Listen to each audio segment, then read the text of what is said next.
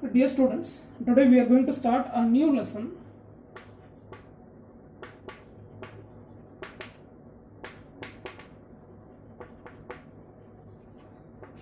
So, the structure of atom is not new to you. From your lower classes onwards, you studied this atomic structure. So, from 6th onwards, we studied different atomic models. So, in 11th, we are going to have quantum mechanical approach. So, according to quantum mechanics, we are going to study the structure of atoms. So, in this lesson, introduction part, the atomic models proposed by different scientists have given. So, we repeat it. We already studied. First one, Dalton's atomic theory. So, this is the first theory regarding the structure of atom. So, John Dalton proposed certain postulates regarding the structure of atom. First postulate, Dalton said that atom is a non-divisible particle. Atom is an indivisible or non-divisible particle. So that we derive the word atom. When we take the word atom, which is obtained from a Greek word atomia, right? So in Greek language, atomia means non-divisible. So according to John Dalton, he considered atom as an indivisible particle. Then second postulate, when we take atoms of same element, they will be same in all respects. For example, if you take hydrogen atoms of hydrogen element, all the hydrogen atoms are similar in nature. Then third point, if you take atoms of different elements, they will be different in all aspects. Then number 4, atoms of same or different elements are combining together to produce compound atom.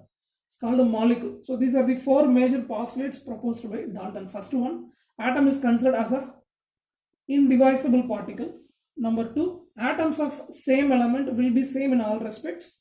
Number 3, atoms of different element will be different in all aspects. Number 4, atoms of same or different elements combine together to produce compound atom called molecules. Right.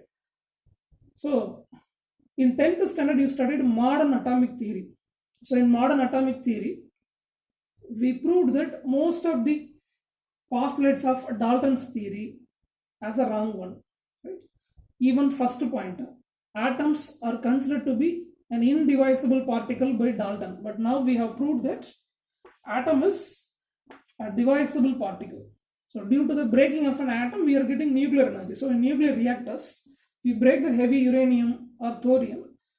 By breaking an atom, we are getting nuclear energy in nuclear reactors. So atoms are divisible particles. So in modern atomic theory, we studied that Dalton's theory had many drawbacks. First point, atom is considered to be an indivisible particle by Dalton, but now we proved that atom is a divisible particle, can be broken into smaller fragments.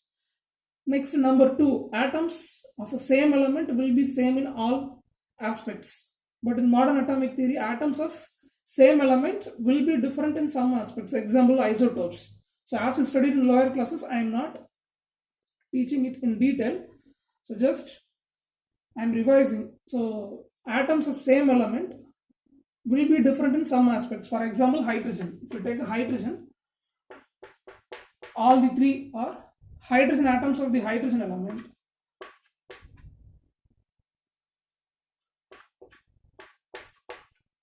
But they are different in what aspect? Mass number.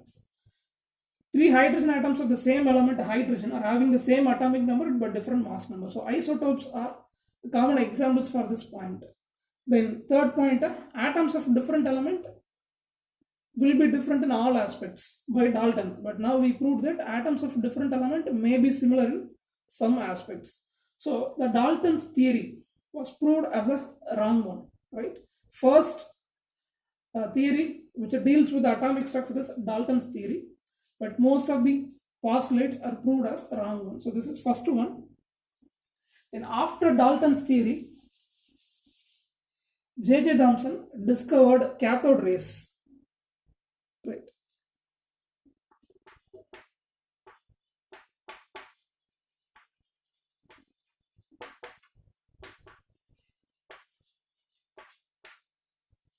So cathode rays are nothing but what? Electrons. So negatively charged rays, cathode rays are nothing but electrons. So J.J. Thomson, using the cathode ray experiment, he discovered electrons. So electrons are the particles present within the atom. So after the discovery of electrons or cathode rays, J.J. Thomson proposed a model. So this is called a plum pudding model or apple pie model. So Thomson thought that two oppositely charged particles in the atom, one is proton, another one is electron. So he discovered electron after the discovery of proton. So two oppositely charged particles present in that. So he proposed a plum pudding model.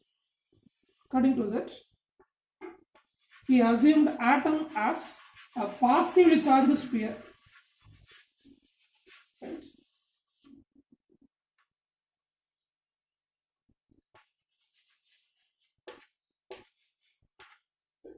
So he assumed that atoms are the positively charged spheres in which electrons are embedded. Right. So this is the model proposed by J.J. Thomson. Atom is considered to be a positively charged sphere in which electrons are embedded. Right. So this can be compared with the structure of watermelon. So in watermelon we have two parts. One is seed, another one is a red color part. So this positively charged sphere can be related with a red part of watermelon, and the embedded electrons can be related with the seeds present in the watermelon. So this is like an apple pie model or plum pudding model. So J.J. Thomson proposed this model based on electrical neutrality. So when an atom is considered, equal number of oppositely charged particles will be there. If you have a 10 positively charged particle or 10 negatively charged particle, means atom as a whole, this will be neutral. So this explains electrical neutrality. J.J. Thomson model explains electrical neutrality. At the same time, it does not say anything about nucleus. Right? So the major drawback of J.J. Thomson's model is J.J. Thomson did not say anything about the nucleus. Right? So first, Dalton's theory. Next one, J.J. Thomson atomic model. Next one, Rutherford atomic model. To propose that, he did an experiment. So Rutherford did an experiment. So he took a thin gold foil. Okay. So what is foil? It's a very small plate. So thin gold plate can be taken. Okay. So we have considered only one gold atom in the plate. So very thin gold foil was taken by Rutherford for his experiment. We have taken only one gold atom. Right? Then he allowed the alpha particles to pass through the gold foil.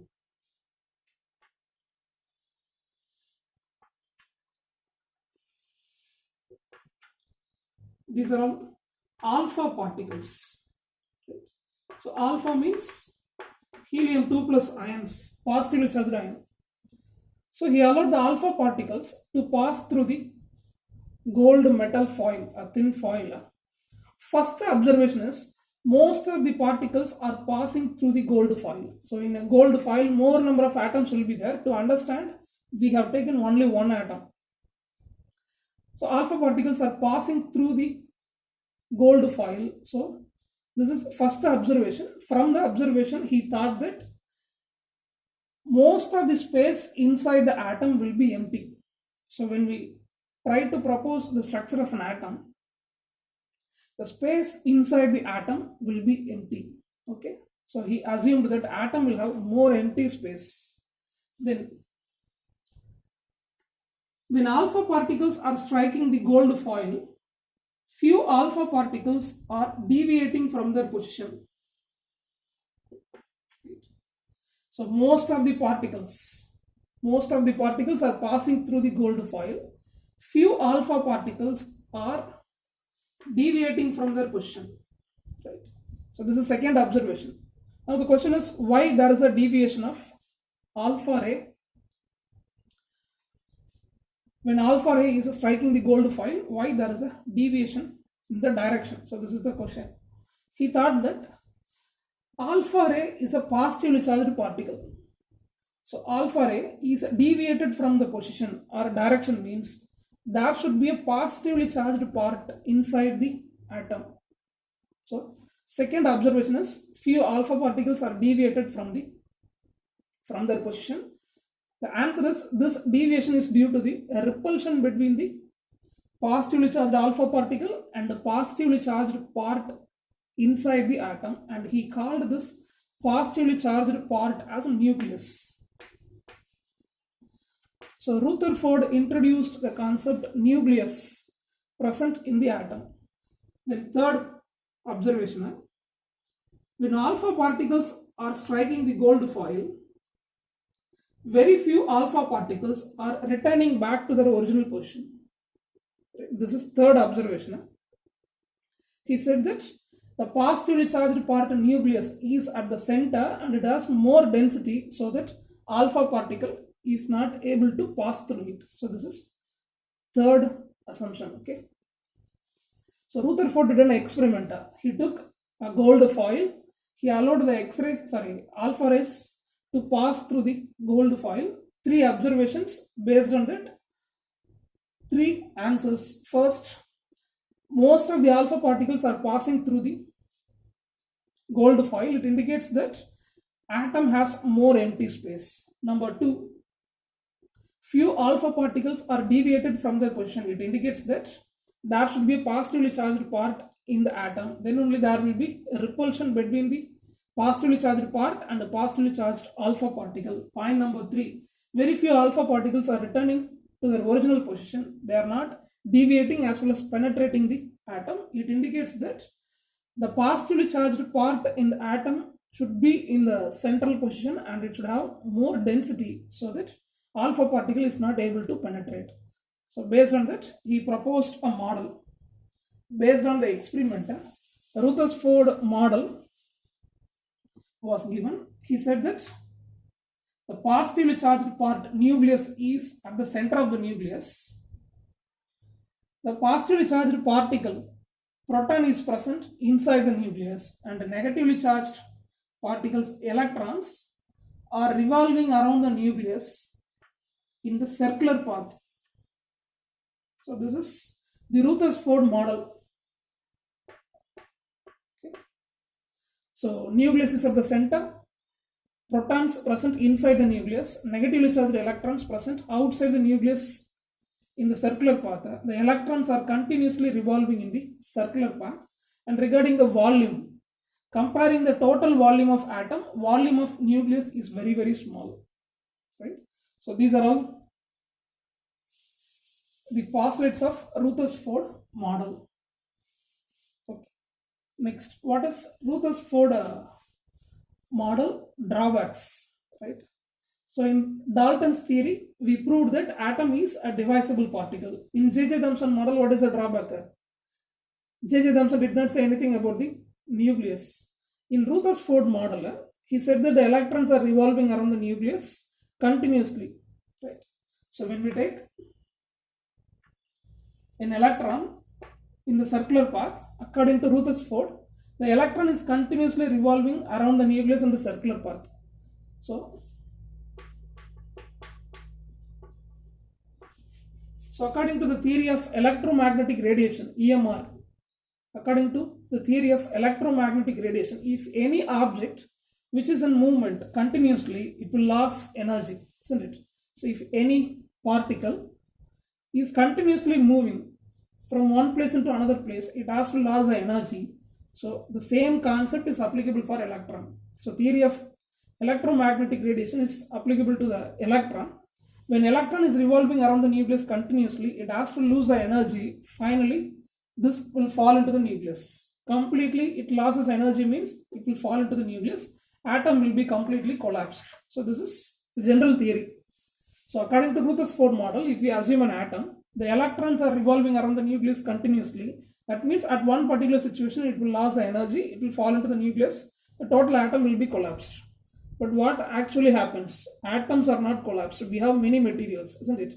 So all the materials are made up of atoms. Atoms are the building block of all the materials. So according to Rutherford model, electrons are continuously revolving. According to the theory of electromagnetic radiation, electron should fall into the nucleus, atom should be collapsed, but practically it is not happening.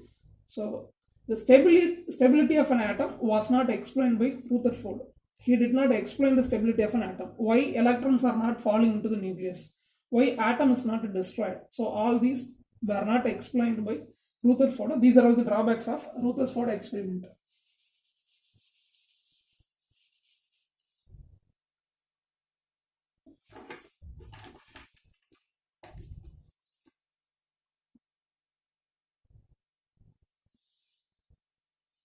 Next, Bohr's model.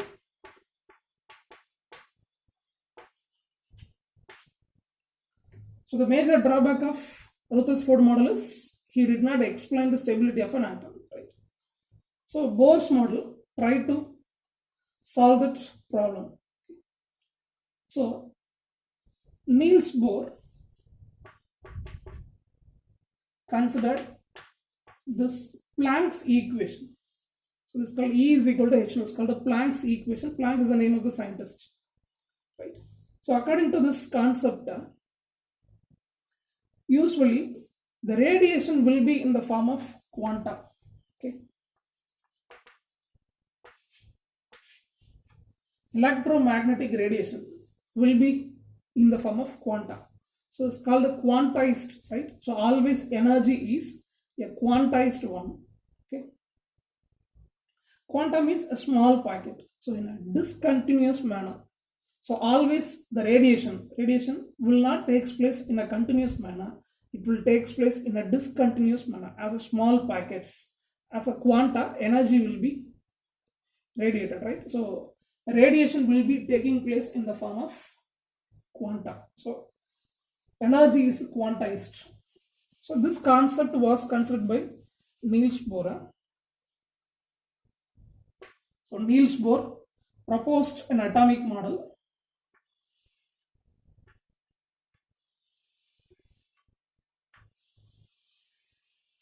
So according to Niels Bohr, as usual, nucleus is at the center of the atom.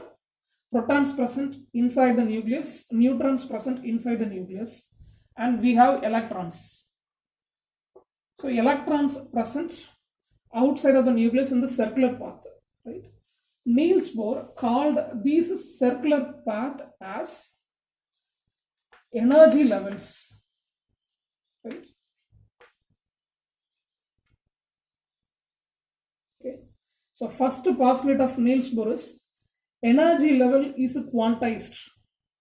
Energy level is quantized. Okay. So he called each circular path as energy level or shell or orbit. Okay.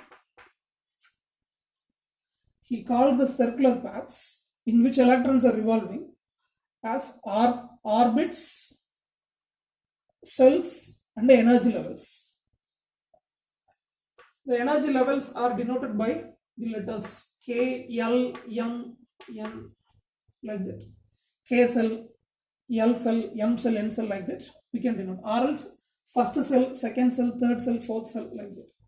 So each energy level is quantized. Second postulate, the circular path, that is stationary orbit, is nothing but an orbit, shell, or energy level.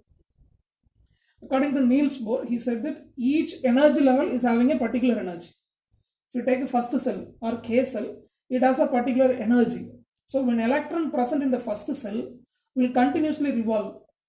If it is in a particular energy level, means this electron will not lose energy. Okay. So the major drawback of Rutherford model is he did not explain how electrons are continuously revolving in the circular path. So according to Niels Bohr model, each circular path is an energy level or shell or orbit, and each energy level is having a particular energy. Electron in one particular orbit or shell will not lose energy, right? Because it is in the energy level, means continuously it is revolving. It gets energy from the shell, so continuously the electron will revolve. Right? Third point, when an electron is revolving around the nucleus, the angular momentum of that electron, angular momentum is called mvr. So the angular momentum of the electron in a particular shell is equal to integral multiple of h by 2 pi. So this is third point. So according to Niels Bohr atomic model, electrons are revolving around the nucleus. So each circular path is quantized, and each circular path is denoted as energy levels, shells or orbits. They are having a particular energy. So second postulate, the electron will not lose the energy since they are in energy levels. Point number 3, angular momentum of the electron in a particular orbit or shell will be equal to the integral multiple of h by 2 pi. Right. Next postulate, when electron is jumping from one energy level into another energy level, there will be radiation. Okay. For example, first cell, second cell, third cell. If an electron is jumping from first cell into second cell, this electron present in the first cell is jumping into the second cell means this electron needs energy because from nucleus energy is continuously increasing. Comparing the first cell, second cell has more energy. Comparing second cell, third cell has more energy. So when we move from nucleus onwards, energy of orbit or cell increases. So when an electron is jumping from lower energy level into higher energy level, it needs energy. In case if an electron jumps from higher energy level into lower energy level, it emits the extra energy. Comparing first cell, second cell has more energy. So when electron jumps from second cell into first cell, it emits energy. So there will be radiation, right? So E is equal to h nu, Planck's equation. Frequency can be calculated by E by h. If an electron jumps from one energy level into another energy level, for example, an electron jumps from second energy level into first energy level, mu is equal to E2 minus E1 by h. So this is called Bohr's atomic model. Each circular path is quantized. Each circular path, that means stationary orbit, is called energy level, shell or orbit, and which is having a particular energy. So electron in one particular energy level will not lose the energy. Third postulate, angular momentum of an electron in a particular shell is equal to an integral multiple of h by 2 pi. When electron jumps from lower energy level to higher energy level, it gets energy. When electron jumps from higher energy level to lower energy level, it liberates energy. There will be radiation. So mu value can be calculated using the Planck's equation. So this is called Bohr's atomic model. Then in Bohr's atomic model, we have some drawbacks. Number 1, which is applicable for one electron species. Right. So this approach towards the structure of atom will be applicable well for one electron species like hydrogen atom or helium ion or lithium 2 plus ion. For one electron species, all these are having just only one electron. For one electron species, Bohr's model is okay. For higher members, the structure cannot be explained based on Bohr's model. Number 2, Bohr's model did not explain Zeeman effect and Stark effect.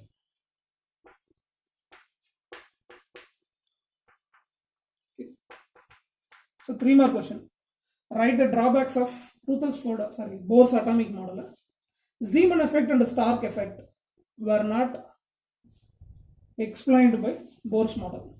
So consider hydrogen. If you take the simple atom hydrogen structure can be explained using Bohr's model because it is one electron species.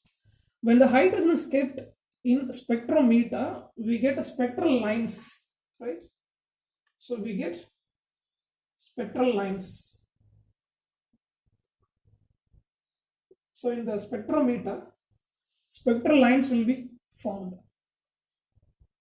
If the hydrogen is placed in external magnetic field, the spectral line will be splitted. Like this, it will be formed, right? So when the substance is placed in an external magnetic field, the spectral line will be splitted. It's called the Zeeman effect. The same thing will happen in external electric field, means Stark effect. If a substance is placed in external electric field, the spectral line will be splitted. So this is called the Stark effect. So Zeeman effect and the Stark effect were not explained by Bohr's model. Number 3, angular momentum of an electron in a particular orbit is an integral multiple of h by 2 pi. Why all the electrons are having this value? It's not explained by Bohr's model, right? So 3 major drawbacks applicable only for one electron species. Zeeman effect and the Stark effect were not explained by Bohr's model. Then angular momentum of an electron is equal to an integral multiple of h by 2 pi. Why? This value is possible for the electrons. So these postulates were not explained by Bohr's model. So these 3 are drawbacks, right? Next, we move into dual nature.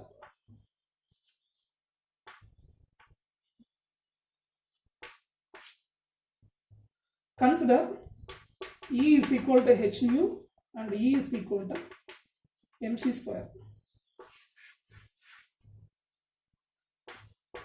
Usually, we assume the light has wave nature. Light is traveling as a wave. So, we usually think that light has what nature?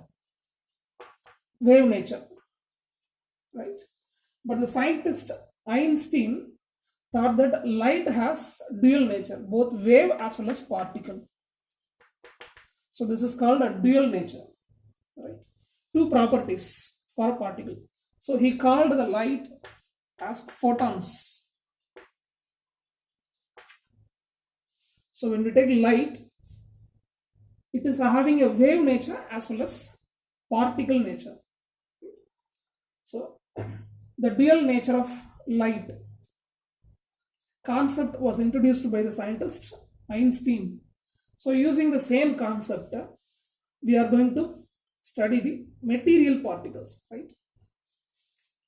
First, take Planck's equation. Energy, it's called the energy of light, okay, or energy of a photon, is equal to Planck's constant and the frequency. So these 2 are directly proportional, isn't it?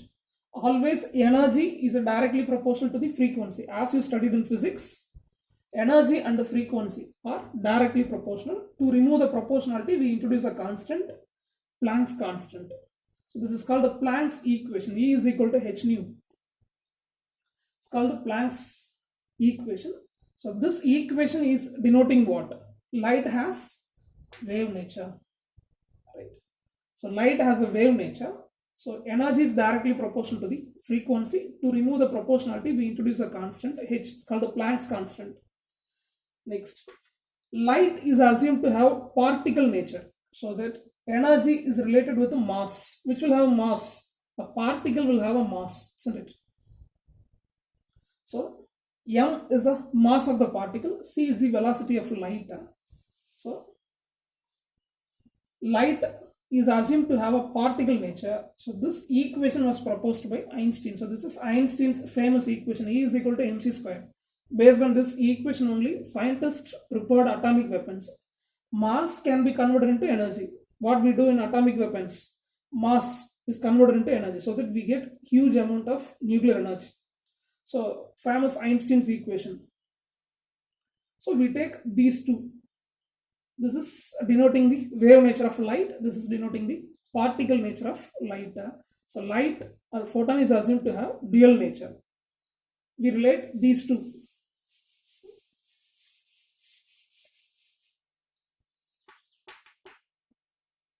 E is equal to h nu, E is equal to mc square. So h nu is equal to what? Mc square. Right. Now the scientist de Broglie related the dual nature of light towards material particle. So Einstein thought that light will have dual nature. De Broglie extended the same concept to the material particles. Material particle means micro level particles like atoms, molecules, protons, electrons, like that. So the dual nature of light concept is extended towards material particle by the scientist de Broglie. So now we are going to study the dual nature of material particles. For that, first we relate both the equations of light. E is equal to h nu, Planck's equation. E is equal to mc square, Einstein's equation. So left hand side same. So we have taken right handed side part. H nu is equal to mc square. Mu is nothing but c by lambda. We already studied in physics. Frequency is directly proportional to energy and inversely proportional to wavelength. So wavelength and frequency are inversely proportional, right? So frequency is nothing but what? C by lambda. So instead of mu, we can take c by lambda, mc square. And this lambda is moving towards right hand side. So hc by mc square is equal to lambda. So lambda is equal to h by mc. Right.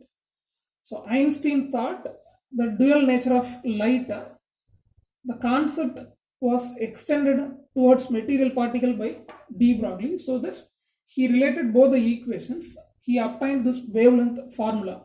This is called a de Broglie wavelength. Wavelength is equal to h by mc. This is for light. This is for photon. Right. Wavelength of a photon is equal to Planck's constant divided by mass of photon and velocity of light. De Broglie studied dual nature of material particles like atoms, molecules, electrons, protons.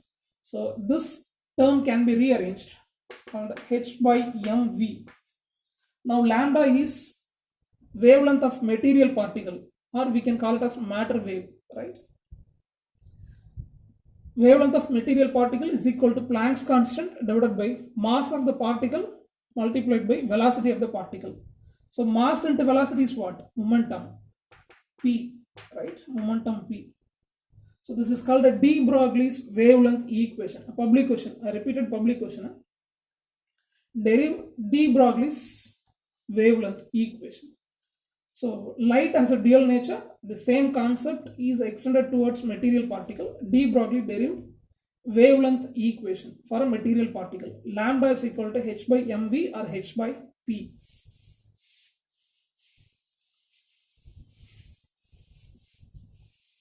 Now when we take this de Broglie equation, the wavelength has a significant value for only micro level particle. This is the main thing. This is applicable for, the value will be a significant value for micro level particle only. You have to take atoms, molecules, electrons, protons, positron, meson, like that. Micro level particle only should be considered. Then only wavelength value will be a significant value. If you take macro level particle, a cricket ball or iron ball, like that, when you take a macro level particle, wavelength value will be insignificant in nature. Okay. Right. This can be